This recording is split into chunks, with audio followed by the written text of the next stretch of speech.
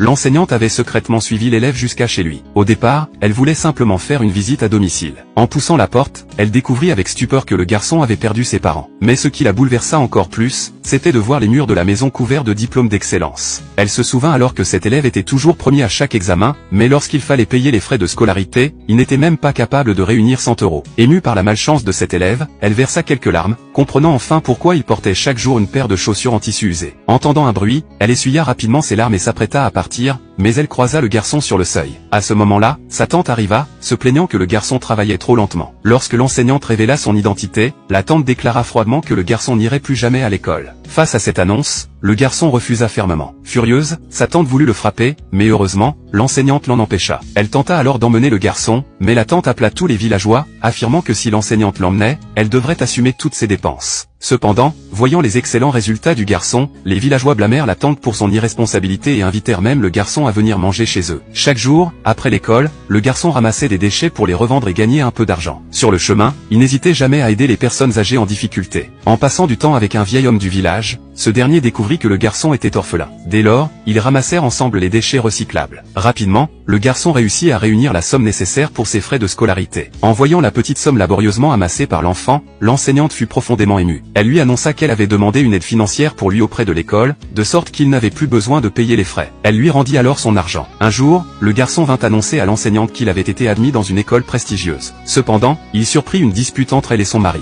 Ce dernier se plaignait que leurs dépenses étaient trop élevées et qu'il ne pouvait plus continuer à aider le garçon. L'enseignante tenta de le raisonner, mais son mari, furieux, partit. En le poursuivant, elle tomba sur le garçon, qui avait tout compris. Ne voulant pas causer plus de problèmes à son enseignante, lorsqu'elle lui demanda s'il avait réussi, il mentit en disant qu'il avait échoué. L'enseignante ne le crut pas et lui arracha la feuille de résultat, découvrant ainsi qu'il avait bel et bien été admis dans l'école prestigieuse. Elle comprit alors que le garçon avait menti par peur de lui être un fardeau. Elle le réconforta, l'encourageant à bien étudier, lui assurant qu'il n'avait pas à se soucier de l'argent. En réalité, le vieil homme, touché par le talent et la persévérance du garçon, avait décidé de le parrainer discrètement. Pour ne pas que le garçon se sente redevable, il demanda à l'enseignante de garder le secret sur son identité. Lorsque l'enseignante remit l'argent au garçon, il refusa catégoriquement, exigeant de connaître le nom de son bienfaiteur afin de pouvoir lui rendre l'appareil un jour. L'enseignante lui promit que, le jour où il entrerait dans la meilleure université, son bienfaiteur viendrait le voir. Les années passèrent. Le garçon continua d'obtenir d'excellents résultats scolaires. À chaque vacances, il rentrait au village et aidait le vieil homme à ramasser des déchets. Un jour, alors qu'il s'apprêtait à repartir pour l'école, il vit l'enseignante chez le vieil homme et surprit leur conversation. Il comprit alors que son bienfaiteur n'était autre que le vieillard. Submergé par l'émotion, il se précipita vers lui, tomba à genoux et promit de prendre soin de lui toute sa vie. Enfin, le jour du baccalauréat arriva. Le vieil homme lui souhaita bonne chance et lui remit l'argent des frais de scolarité. Mais le garçon, désormais indépendant, décida de travailler en parallèle de ses études, refusant l'argent, préférant le destiner à d'autres élèves dans le besoin. Au milieu de cette scène pleine de chaleur, une voiture hors de contrôle fonça droit sur eux.